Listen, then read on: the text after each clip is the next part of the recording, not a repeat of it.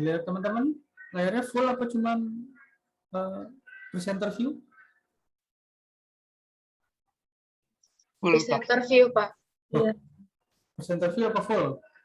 Oh, ada next slide-nya di sebelah kanannya, Pak. Oh, kok gitu ya?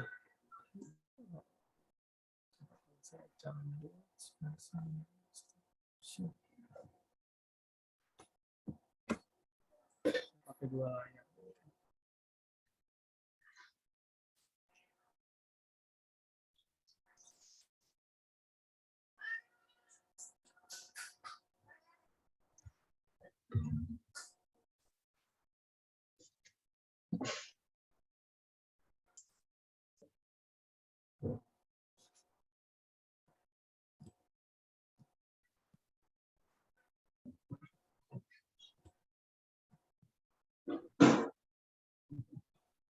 Nih, kalau gini, belum, sorry. Full? Full, Pak. Full, Pak.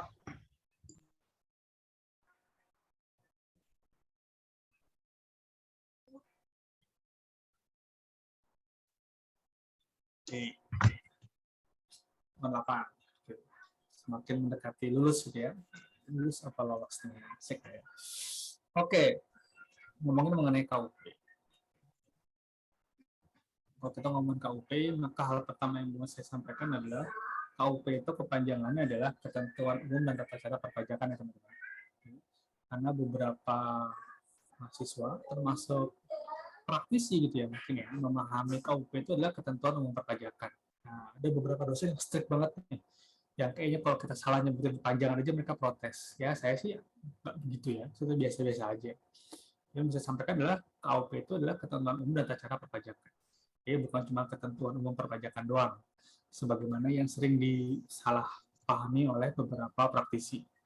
Oke, jadi yang kita bahas mengenai KUP itu berdasarkan Undang-Undang KUP.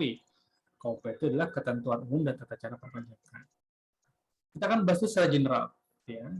Undang-Undang KUP ini dulu diawali dari reformasi perpajakan tahun 84. Barang itu dulu Undang-Undang KUP, Undang-Undang PPH, Undang-Undang PPN, Undang-Undang PBB, itu semua disahkan tahun 84, kecuali diameternya tahun 85 lah.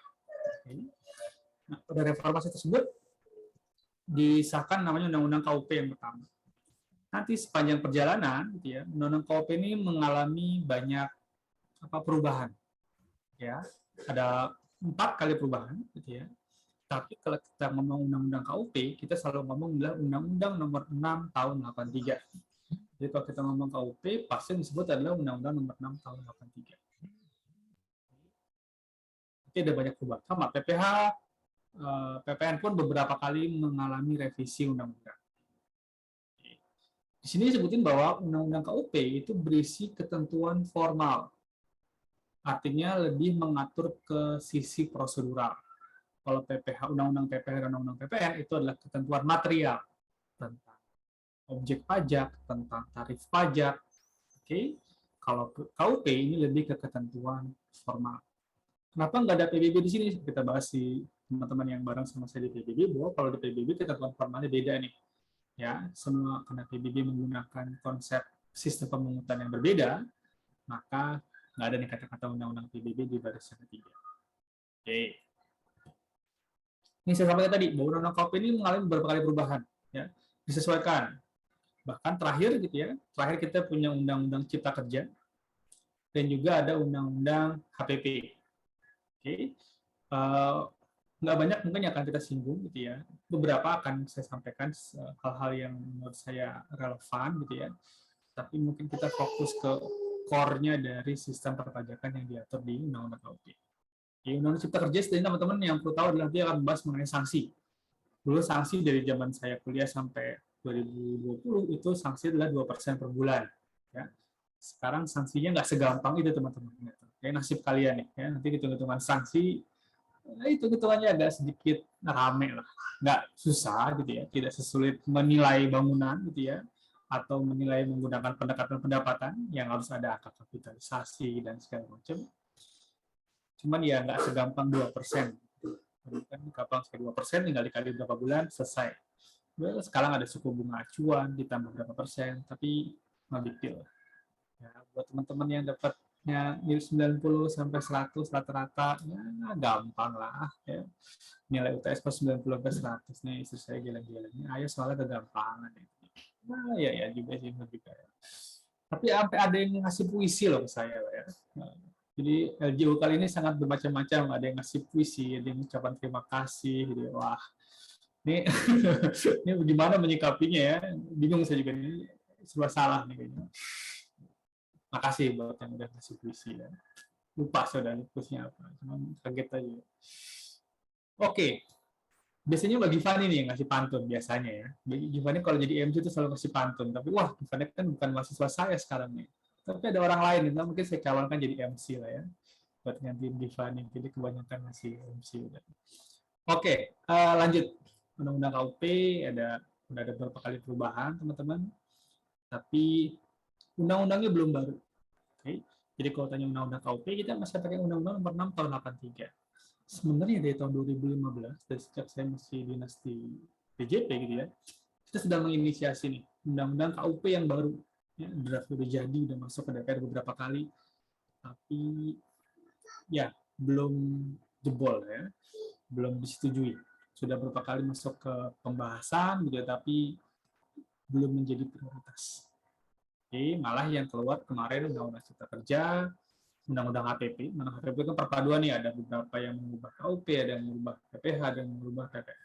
Mungkin tidak semua substansi yang diatur di rancangan kita, rancangan yang diajukan teman-teman DJP, itu disetujui sama Dewan. Oke, lanjut. Tapi biasanya saya lebih senang ngasih gambaran besar dulu mengenai KUP apa, nanti kita baru melangkah ke RPS ya teman-teman. Karena teman-teman harus belajar KUP dalam waktu setengah semester gitu ya, itu cukup padat sebenarnya. Biasanya kan kalau di D3 pajak satu KUP ini 1 semester gitu ya, bahkan kadang-kadang penagihan 1 semester. Supaya kita lebih efisien, saya kasih dulu nih gambaran besarnya apa sih yang diatur di KUP. Kita ngomongin apa sebenarnya di KUP ya. Kalau kita ngomong KUP berarti kita ngomongin tadi ketentuan umum dan tata cara perpajakan. Ya, ada beberapa gambar besar yang saya dapat dari beberapa sumber, akan sajikan semuanya, tinggal teman-teman pilih nanti. Kayaknya teman-teman lebih cocok memahami dengan gambar yang ini. Oke, gambar yang pertama, bahwa isi undang-undang KUP ya, bisa saya bilang ada di 7 pokok bahasan. Yang pertama adalah ketentuan mengenai pendaftaran dan melaporkan diri. Wajib pajak gitu ya. Sebelumnya mereka baru apa? Warga negara. Oke, jadi dia warga negara Indonesia, jadi warga negara asing. Awalnya mereka akan mendaftarkan atau melaporkan diri supaya masuk ke sistem perpajakan. Yang pertama. Di sini. Oke. Kalau udah masuk ke sistem, mereka ngapain? Ya mereka ngitung mesti bayar pajak berapa. Apa bedanya menghitung sama memperhitungkan? Ada pada tahu sih.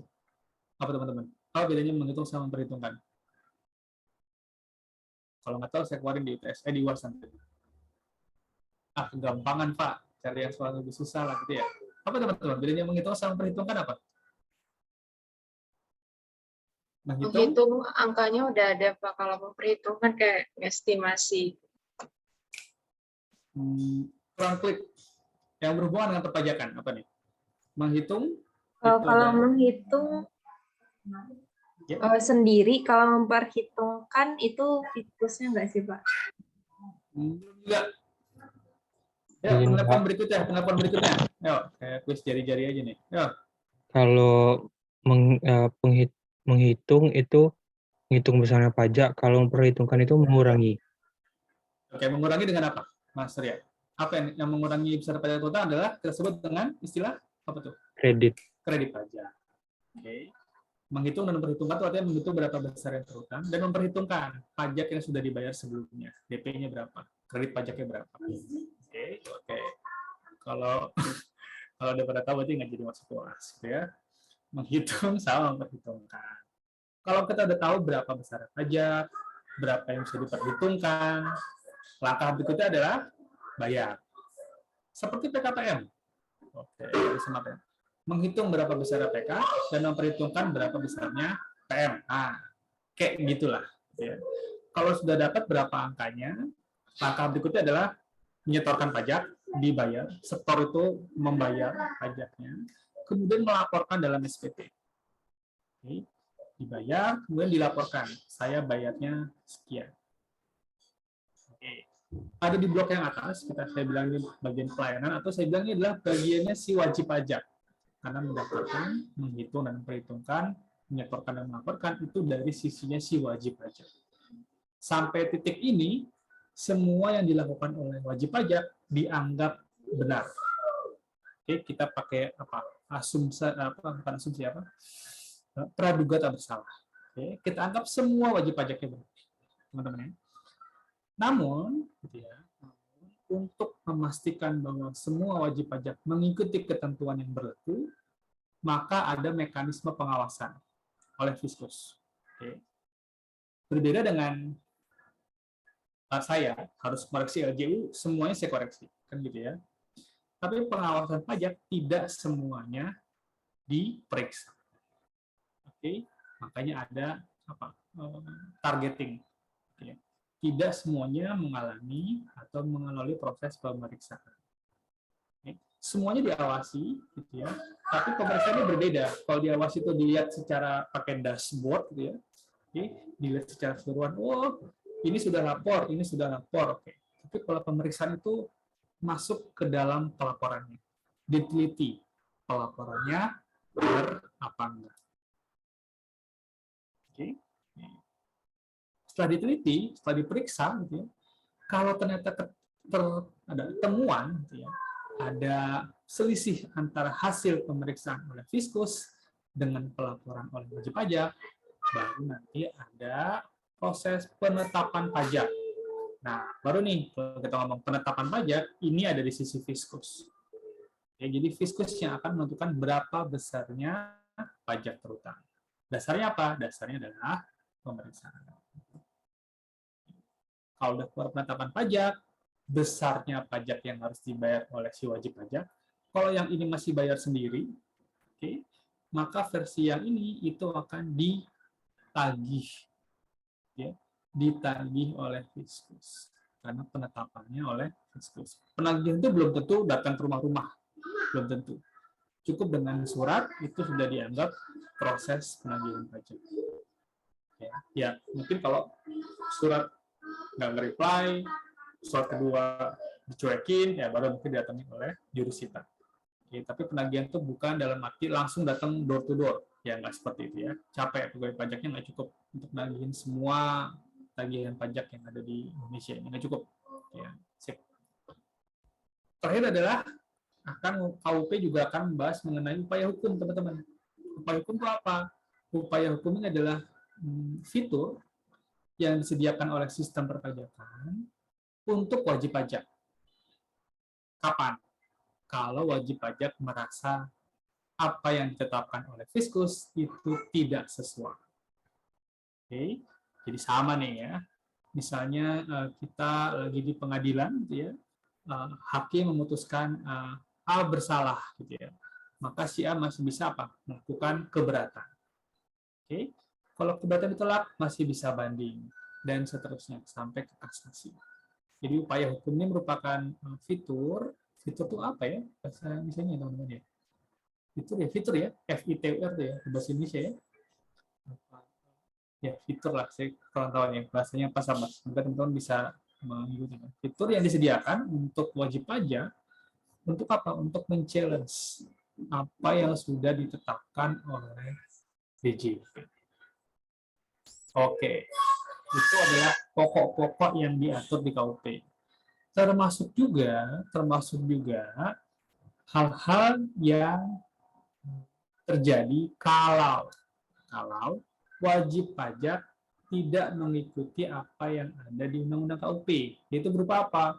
Bisa berupa sanksi administrasi di pasal-pasalnya, ada sanksi pidana juga, termasuk kalau sampai ada kurungan, penjara, atau denda. Jadi kita lihat, sini kita nggak ngomongin mengenai objek pajak, tidak ngomongin mengenai tarif, gitu ya, tapi lebih ngomongin mengenai administrasi perpajakan. Makanya kita bilang ketentuan formal. Oke. Sampai sini udah mau diobrolin dulu? Seperti biasa ya, kalau ada yang mau langsung keluar aja. Lanjut? Lanjut. Capek Pak, tadi disebutkan kuliah umum. Saya nggak nyambung tadi ya kuliah umumnya. Terlalu berat buat saya. Ngomongnya ekonomi properti tadi ya? Pada ngikutin nggak? Enggak. Tentang penilaian properti komersial, Pak. Properti komersial ya? Oke. Jadi intinya sekarang waktu yang tepat nih buat beli properti ini. Kan katanya siklusnya naik turun. Jadi gimana? Masa pandemi gini, kalau suruh beli tanah murah, dibeli apa enggak nih? Beli aja Pak, gitu ya. Kalau punya uang, gitu ya. Nggak punya uang sabar aja. Intinya. Oke, gambar berikutnya. Oh, ngomong-ngomong tadi suaranya mirip banget sama Pak Teguh ya. Ada manajer nggak sama Pak Teguh? Saya pikir tadi ngajak Pak Teguh. Itu orang lain. Sekarang gambar berikutnya nih. Ini gambar berikutnya yang saya dapat dari siapa lah. Saya kurang paham. Cuman saya modifikasi sedikit. Bahwa kalau kita ngomongin KUP, itu ada beberapa tahapan. Ngomong ini sih sama, itu juga. Cuman kalau kita ngeliat dari perjalanan sistem perpajakan, gitu ya, dari awal sampai selesai, maka kira-kira bisa saya gambarkan seperti ini. Bahwa ketika ada berlakunya undang-undang, gitu ya, maka tahap pertama adalah yang disebut dengan fase self-assessment. Artinya apa? Di kolom berwarna hijau ini merupakan ranahnya si wajib pajak. Sama seperti tadi yang warna kuning, si pelayanan. Di warna hijau ini, yang berperan aktif adalah si wajib pajak. Oke. Mulai dari ngomongin NPWP, PKP, gitu ya, pembukuan, sampai pelaporan. Oke. Jadi mungkin ini, kalau nggak salah, registrasi ini pertemuan ke-8 ya, sekarang. Kemudian nanti pembukuan dan pelaporan ini pertemuan 9, pertemuan 10 lah. Saya kata seperti itu. Oke. Kemudian ada fase pengawasan tadi saya bilang. Sampai di tahap kolom hijau, wajib pajak masih dianggap benar semuanya. Ketika ada pengawasan, maka beberapa dari wajib pajak akan dipilih untuk melakukan pemeriksaan. Kok diperiksa kenapa? Ya ada indikasi. Ada indikasi bahwa si wajib pajaknya itu tidak patuh. Mereka seperti itu. Oke. Kalau melalui proses pemeriksaan, ya nanti kita akan bahas di pertemuan 11 mengenai pemeriksaan dan penetapan pajaknya. Kemudian angka dari penetapan pajak harus melalui proses penagihan. Oke. Kemudian hasilnya, kalau si wajib pajak nggak setuju, ya tadi ya, hijau ini ranahnya wajib pajak, yang warna ungu ini adalah kerjaannya fiskus. Oke. Jadi yang ungu ini akan masuk ke warna ungu kalau si fiskus tidak sepakat dengan apa yang dilaporkan oleh wajib pajak. Oke. Nah, kalau wajib pajak tidak sepakat juga dengan apa yang ditetapkan oleh fiskus, masuk nih ke fase yang mencoklat, fase sengketa. Ya, upaya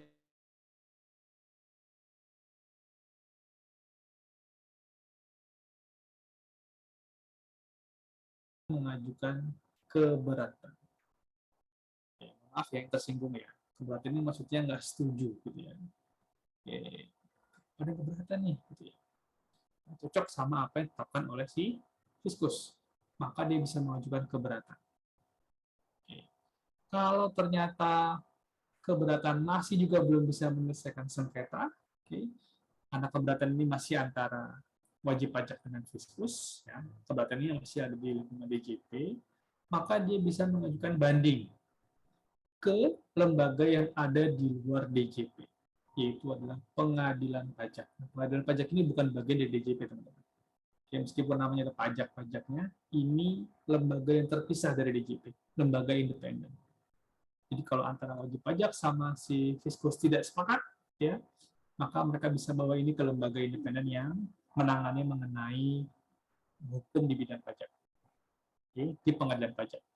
Nah, proses banding, oke, sampai selesai. Gampang ya? Udah selesai nih. Temuan setengah semester, kira-kira ini doang yang kita omongin. Oke. Ini siklus. Izin bertanya, Pak. Oh, silakan. Gimana, Di? Yang slide yang tadi, Pak. Oke. itu saya penasaran sama pengadilan pajak, Pak. Itu kalau Hmm. misalnya nggak setuju sama putusan pengadilan pajak, bisa naik banding lagi nggak, Pak? Karena Bisa kalau ke biasa, MA, bisa eh, sampai Mahkamah Agung. berarti dari pengadilan pajak finalnya itu di Mahkamah Agung gitu ya? Ya, nggak banyak sih, karena mahal ya umumnya. Gitu. Tapi emang ya, Gi. Jadi misalnya banding masih belum selesai nih, ini bisa naik sampai ke kasasi. Oke, ada. Jadi, tapi kalau kasasi nanti bukan di undang-undang KUP, itu nanti diobrolnya mungkin dia di undang-undang pengadilan pajak. Oke, ada sama nih. Sebenarnya penagihan juga bukan di undang-undang KUP. Nanti kita akan sedikit nyenggol undang-undang PPSP, penagihan pajak dengan surat paksa. Oke, tapi iya. Jadi misalnya banding belum beres nih, gitu ya. Misalnya yang ada level-level dewa semuanya yang siap ngeluarin uang buat bayar pengacara, BAP hukum dan segala macam, bisa dinaikin ke level. Baik, Pak. Terima kasih, Pak. Ya, sih. Di DJP pun kita punya, DJP itu punya fungsi tertentu, gugus fungsi tertentu yang memang untuk menangani sengketa ini. Ada yang namanya penelaah keberatan. Jadi mereka memang punya fungsi, punya tugas adalah menangani challenge dari wajib pajak nanti. Itu kerjanya setiap hari ke pengadilan pajak, sidang sama wajib pajak. Jadi memang ini fungsi yang khusus dan mendapat porsi tersendiri nih di DJP. Ya. Jadi ada orang yang memang ditugaskan gitu ya, untuk menangani sengketa sampai beres. Saya belum pernah dari posisi itu. Ya, orang terpilih aja tuh ya, dengan work ethic yang bagus. Oke, lanjut. Silakan yang lain teman-teman di belakang lagi. Oke. Berikutnya kayaknya ini gambar terakhir ya. Ketika kita belum mengenai KUP itu isinya apa aja, maka kita coba dari siklusnya atau bahasa, saya nggak tahu nih artinya circumnavigation ini, saya nggak tahu artinya apa. Pokoknya saya ambil aja. Ya, di beberapa sosialisasi pasti ngomongnya circumnavigation. Awal dari sistem perpajakan kita yang diatur di KUP itu berawal dari pemenuhan persyaratan subjektif dan objektif. Gitu. Ya, nanti kita bahas nih, subjektif apa, objektif apa. Kalau sudah terpenuhi, maka dia cocok. Kita sahkan dia menjadi wajib pajak. Oke. Kalau jadi wajib pajak, terus ngapain? Dia harus daftar. Ini ketemu di lapangan. Oke. Habis daftar, dia harus melakukan apa? Tadi menghitung dan memperhitungkan. Menghitung dan memperhitungkan itu direkam dalam proses pembukuan. Jadi, kalau di PPH teman-teman udah dapat, gitu ya. Yang dimaksud dengan pembukuan ya laporan keuangan secara komersil dan laporan keuangan untuk fiskal. Semester sebelumnya. Ya, yang mungkin sudah diklik archive gitu ya teman-teman. Oke, ini ngomongin mengenai pembukuan dan pencatatan. Kalau udah tahu gitu ya, berapa yang harus dibayar, bisa langsung dibayar. Oh iya, ini angka-angka di bawahnya itu menandakan pasal-pasal ya teman-teman. Pasal-pasal yang ada di Undang-Undang KUP. Jadi kalau kita mau mengenai registrasi itu ada di pasal 2 dan pasal 2A. Mengenai pembukuan ada di pasal 28. Mengenai pembayaran ada di pasal 9, 10, 11. Ya, kalau teman-teman ingin mendalami KUP gitu ya. Saya Pak Surya kan menjadi konsultan pajak ya teman-teman. Bisa sediakan untuk dia. Jadi kalau dia mau baca pasal berapa nih, penasaran, konsultan harus tahu. Dan kalau ngomong, Pak di pasal 9 Pak, nah gitu lah ya. Macam-macam orang pajak kan ngomongnya udah bukan pakai bahasa lagi, udah pakai ngomong pasal sekian. Sedangkan yang saya kasih font merah itu artinya adalah ada perubahan di Undang-Undang Cipta Kerja. Jadi yang berwarna biru itu masih ada di Undang-Undang KUP, yang berwarna merah itu ada beberapa modifikasi yang diatur di Undang-Undang Cipta Kerja. Oke, jadi kalau kita ngomongin dari pajak ada pasal 9, pasal 10, pasal 11, pelaporan pajak di pasal 3 sampai pasal 8 dan seterusnya. Oke, saya sama. Kita akan ngomongin pemeriksaan, kita ngomongin ketetapan, penagihan dan seterusnya teman-teman. Ada beberapa yang mungkin nggak masuk ke ruang untuk pembahasan kita, seperti good news atau bad news saya nggak tahu, timbalan bunga, restitusi, gitu ya. Kemudian penyidikan, itu mungkin nggak masuk ke skop pembahasan di tengah semester ini, teman-teman. Ya, jadi kita mungkin berhenti sampai upaya hukum. Sisa-sisanya kita tinggalkan untuk bahan diskusi. Oke? Oke, karena waktunya cukup padat. Sip. Karena memang bahasannya cukup besar, teman-teman lihat, dan semuanya merupakan satu kesatuan yang mau nggak mau harus dibahas. In case teman-teman menemukan topik yang di luar ini, ya, mungkin bisa kita bahas kita sisipkan dalam pembahasan di kelas kita. Oke, lumayan ya ngajar ya, udah lama, 3 minggu nih. Kenapa saya terengah-engah ini? Ada yang mau ganti yang ngomong? Ada yang mau tanyain? Silakan. Oke. Terus kita mau ngomongin apa di pertemuan kali ini? Sesuai dengan APS, yang mau kita obrolin teman-teman itu adalah mengenai pendaftaran. Oke, kita ngomongin di bagian awalnya dulu. Kita ngomongin di sini, teman-teman. Registrasi. Oke, bagaimana warga negara gitu ya, bisa atau bukan bisa ya, seharusnya masuk ke dalam sistem perpajakan di Indonesia. Oke, kita akan ngomongin mengenai pendaftaran dan pelaporan usaha. Yang pertama harus kita perhatikan adalah bahwa yang namanya masuk ke sistem perpajakan itu bukan opsional, tapi kewajiban. Kalau ada badan itu bisa perusahaan, bisa berbentuk firma, bisa berbentuk CV. Teman-teman mungkin sudah dapat nih mengenai subjek pajak di PPH, karena ini diatur di PPH sendiri. Ya.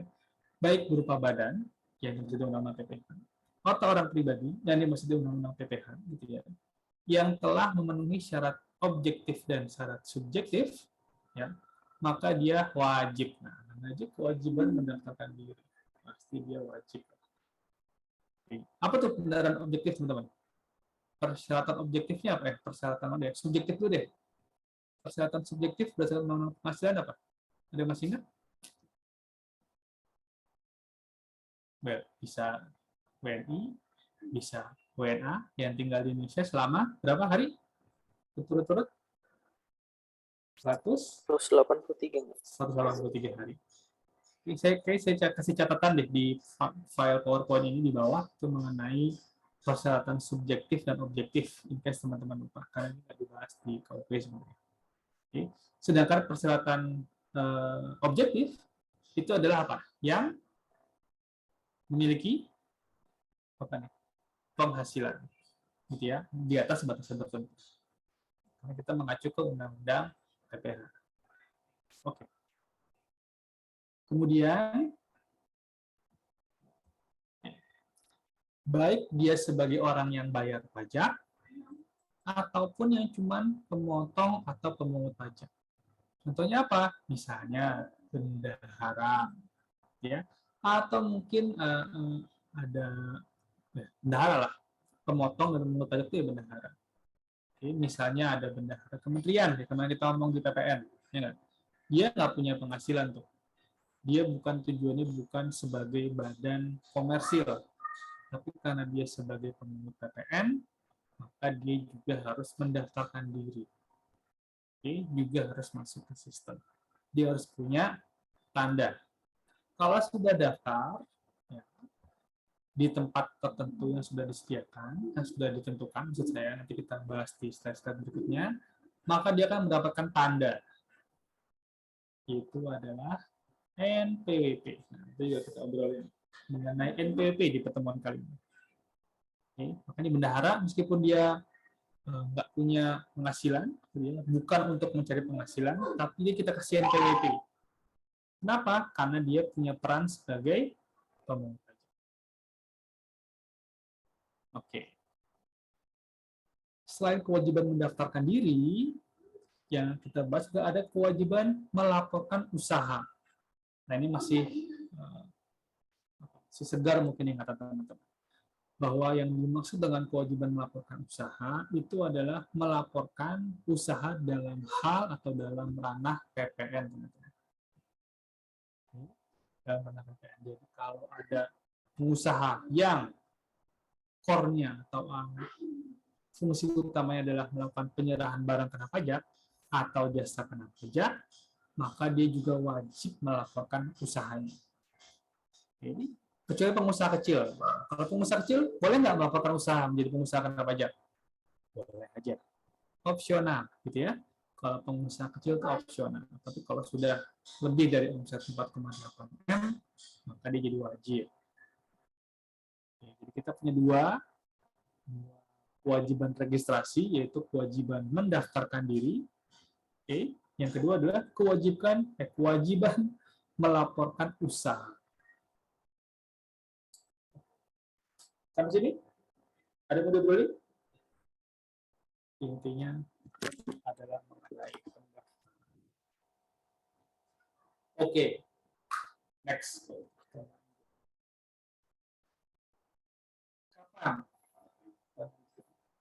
Kalau memang saya wajib mendaftarkan diri dan melaporkan usaha, kapan nih harus mendaftar?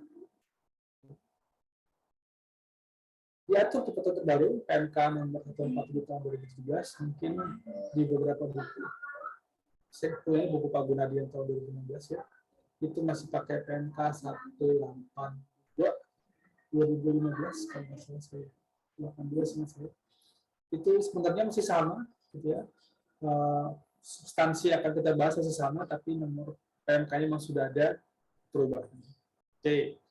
Wajib pajak badan, gitu ya, atau orang pribadi yang menjalankan usaha, pengusaha pribadi, gitu ya, bisnismen, gitu ya, atau pekerjaan bebas.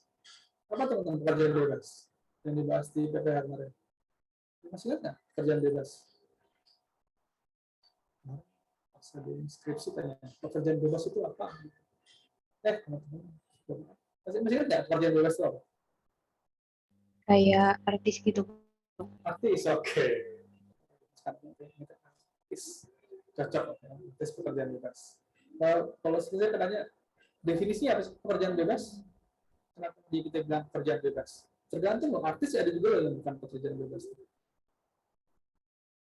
Misalnya artisnya dibayar sama apa teman-teman? Perusahaan yang mengepala yang membawai artis namanya apa teman-teman? Production house. Ternyata artisnya dibayar sama production house. Jadi ada film yang pakai artis tersebut, misalnya di sini yang kelihatan adalah Mas Bogi. Mas Bogi artis. Ya. Dia di bawah production PT Adi. Oke. Semua film yang dibintangi oleh Bogi itu film-filmnya bayarnya nggak langsung ke Bogi, tapi ke production house dulu. Bogi dalam hal ini bukan pekerja bebas. Kapan kita bilang dia pekerja bebas? Kalau dia tidak terdapat hubungan kerja. Iya. Kalau dia nggak punya kontrak. Kayak Atta Halilintar gitu ya. Ketika diperiksa sama HR-nya gitu ya. Wah, saya ini nggak nerima uang langsung dari YouTube. Gitu. Yang nerima perusahaan saya. Saya digaji sama perusahaan saya gitu loh. Jadi tax planning-nya mantap. Oke. Jadi meskipun kita tahu dia YouTuber, belum tentu pekerjaan bebas. Belum tentu pekerja bebas maksud saya. Lihat dulu core-nya seperti apa. Kalau dia langsung dapat nggak punya terikat kontrak dengan suatu perusahaan, kita bisa bilang dia pekerja bebas. Penilai gimana penilai? Penilai pekerja bebas bukan? Bebas bukan ya? Kalau penilai pemerintah bukan. Oke, pemerintah bukan, ya saya tahu. Pasti namanya pegawai negeri, ya enggak? Penilai yang penilai selain penilai pemerintah lah, selain Hogi nanti kan Hogi apa? Penilai pajak ya Gi. Oke, selain Hogi nanti yang selain penilai pemerintah. Pekerjaan bebas bukan? Jawabannya paling terkenal dari semua pertanyaan. Jawabannya bisa menjawab semua pertanyaan, jawabannya adalah tergantung. Jawabannya tergantung. Kalau penilai kerja ke satu KJPP, jadi pegawai dia. Oke. Tapi kalau penilai ini sebagai freelance, maka dia sebagai pekerjaan bebas. Oke, gampang kok. secara beda. Lanjut. Loh, kita ada di slide saya. Oke. Tidak terikat oleh suatu hubungan kerja. Sorry teman-teman. Saya tampilin di awal. Untuk wajib pajak badan perusahaan gitu ya, yang sudah punya akta notaris pendirian gitu ya, dan orang pribadi yang menjalankan usaha, pengusaha, pedagang, atau pekerjaan bebas. Jadi ada tiga tipe wajib pajak ya teman-teman ya. 1, badan. 2, pengusaha. 3, pekerja bebas. Ya. Maka ketika persyaratan subjektif dan objektif sudah terpenuhi, itu wajib mendaftarkan diri. Oke, saya ulang. Jadi untuk 3 jenis wajib pajak ini, wajib pajak badan, wajib pajak pengusaha, orang pribadi ya, wajib pajak pekerja bebas, itu kalau sudah memenuhi persyaratan subjektif dan persyaratan objektif, dia wajib mendaftarkan diri. Jadi kalau ada kata-kata wajib, artinya apa? Kalau tidak dilakukan, maka nanti ada sanksi. Oke. Wajib mendaftarkan diri kapan? Kan gitu tanya. Kapan? Yaitu paling lama 1 bulan setelah. Oke. 1 bulan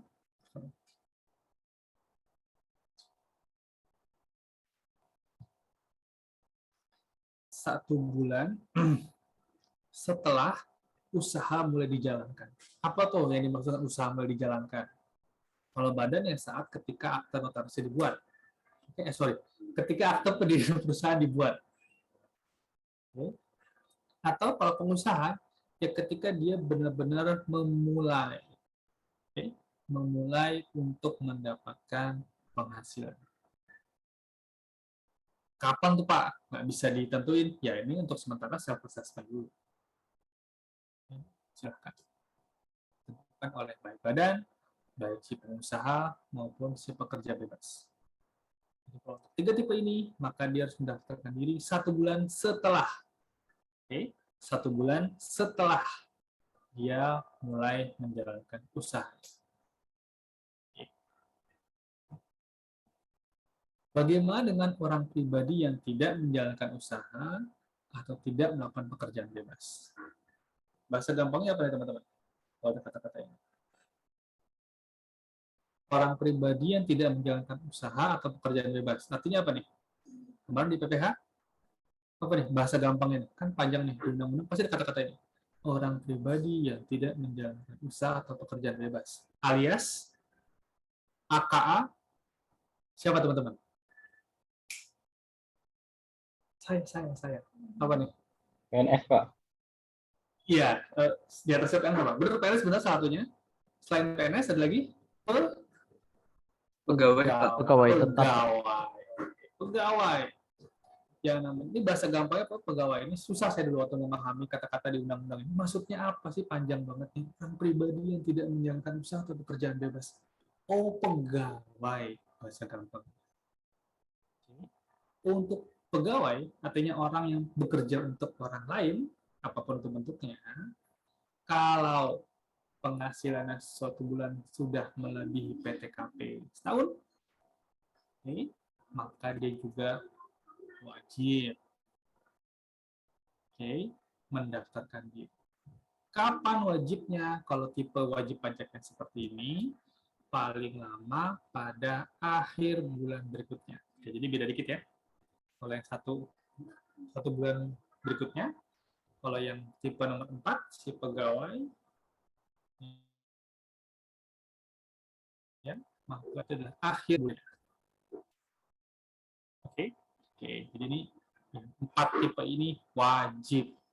Kalau kata wajib, berarti kalau nggak dijalankan dia dosa. Sanksi nanti waktu saya. Oke, sampai sini ada yang mau diobrolin? Nah, kalau orang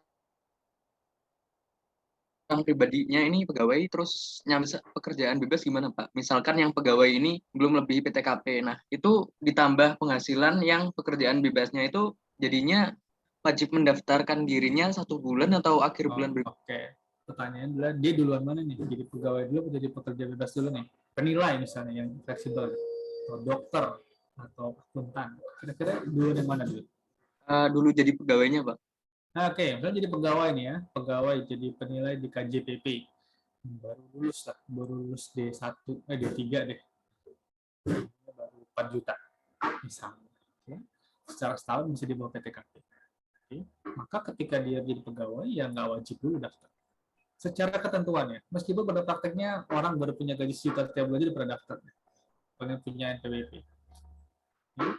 Secara ketentuan, dia belum wajib daftar. Boleh nggak daftar? Boleh. Cuman belum wajib. Oke.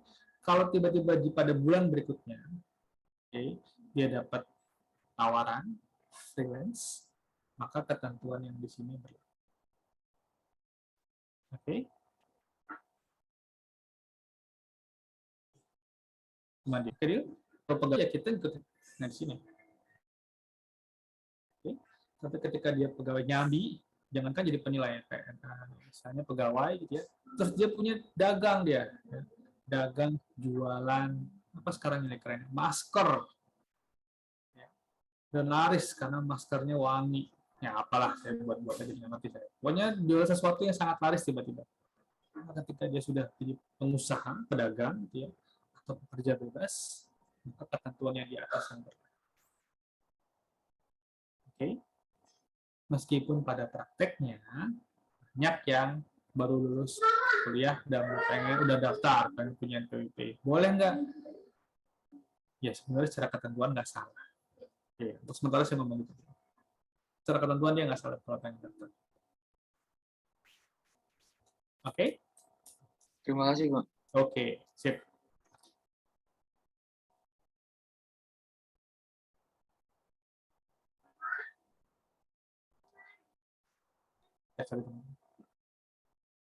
Lanjut. Kapan untuk PKP ya? Ini udah tahu. Ya, kemarin udah belajar kita. Udah ngobrolin kita sebelum UTS. Untuk pelaporan usaha untuk dikukuhkan sebagai PKP, ya, maka kapan? Setidak-tidaknya akhir bulan berikutnya setelah omsetnya di atas 4,8. Oke? Teman-teman udah familiar dengan ini. Jadi kayaknya nggak perlu saya bahas lagi. Contoh. Ya, contoh. Ada perusahaan yang mengelola restoran, beli franchise, CFC. Akte pendirian perusahaan dibuat tanggal 10 Januari 2019. Usaha mulai dijalankan 1 Maret 2019. Dan rumah makan mulai dibuka April 2019. Oke, dia wajib mendaftarkan diri. Teman-teman. Kapan nih? Wajib mendaftarkan untuk masuk ke sistem perpajakan. Kapan? Kapan tuh? Kapan? Jadi betulnya gimana? Kalau untuk pendaftaran ini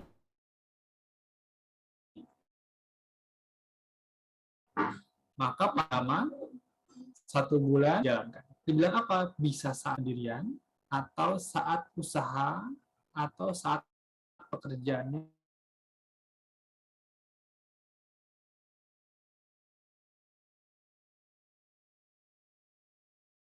mulai 1 bulan setelah didirikan.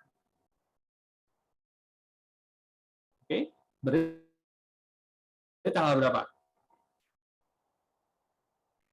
Setelah didirikan, tanggal